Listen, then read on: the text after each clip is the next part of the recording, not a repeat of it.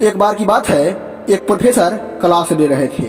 Class के सभी छात्र बड़ी ही रुचि से उनके लेक्चर सुन रहे थे, उनके पूछे गए सवालों का जवाब दे रहे थे।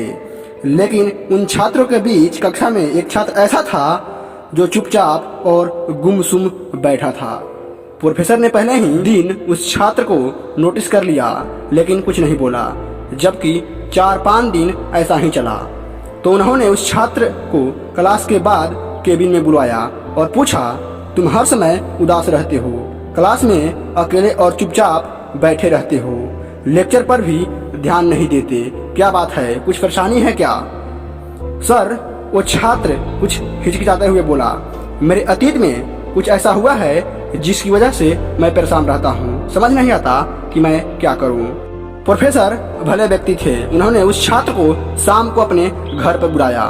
शाम को जब छात्र प्रोफेसर के घर पहुंचा तो प्रोफेसर ने उसे अंदर बुलाकर बैठाया, फिर स्वयं किचन में चले गए और शिकंजी बनाने लगे। उन्होंने जानबूझकर शिकंजी में ज्यादा नमक डाल दिया।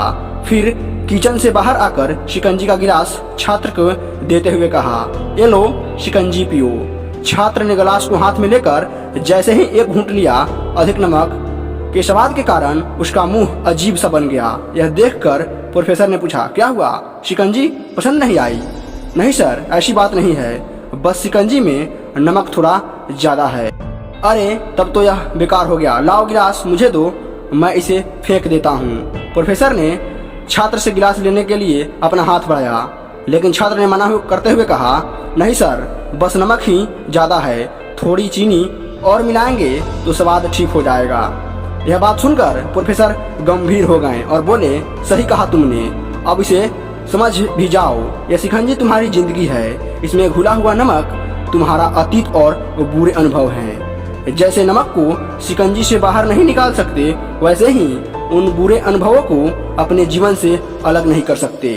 वे बुरे अनुभव भी जीवन का एक हिस्सा ही हैं। लेकिन जिस तरह हम चीनी घोलकर शिकंजी का स्वाद बदल सकते हैं, वैसे ही बुरे अनुभवों को भूलने के लिए जीवन में मिठास तो घोलनी पड़ेगी ना। इसलिए मैं चाहता हूँ कि तुम अब अपने जीवन में मिठास घोले।